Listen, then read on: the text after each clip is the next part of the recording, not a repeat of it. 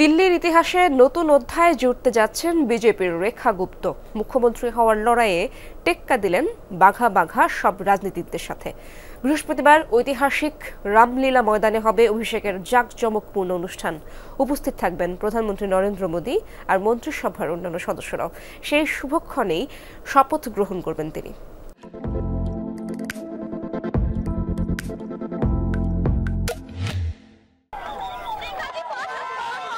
চতুর্থবারের মতো দিল্লির মসনদে বসতে যাচ্ছেন কোন নারী।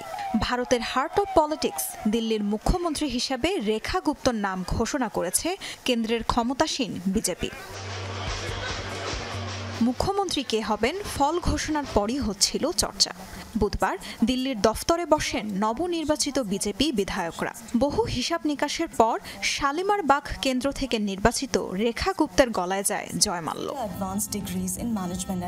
50 বছরের রেখা স্নাতক করেন দিল্লি বিশ্ববিদ্যালয়ের আওতাধীন দৌলত রাম কলেজ থেকে। 1992 সালে সেখান থেকেই তার রাজনীতিতে হাতেখড়ি। পরে দিল্লি বিশ্ববিদ্যালয়ের ছাত্র ইউনিয়নের সভাপতিও নির্বাচিত হন। দিল্লির পুরুষতান্ত্রিক রাজনীতিতে এর আগে মুখ্যমন্ত্রীর পদে বসেছিলেন মাত্র 3 জন নারী। 1998 সালে মাত্র 52 দিনের জন্য মুখ্যমন্ত্রী হয়েছিলেন বিজেপির সুষমা স্বরাজ।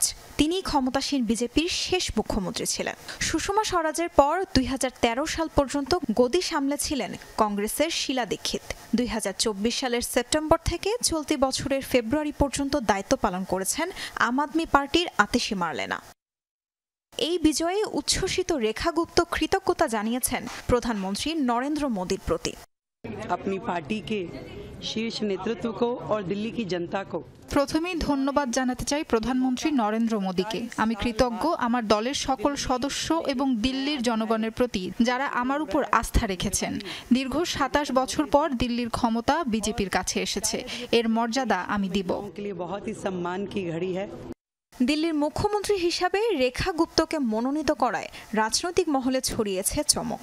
কারণ একই নির্বাচনী আসনে গত 2 মেয়াদে আম আদমি পার্টির প্রার্থীর কাছে তিনি হেরেছিলেন।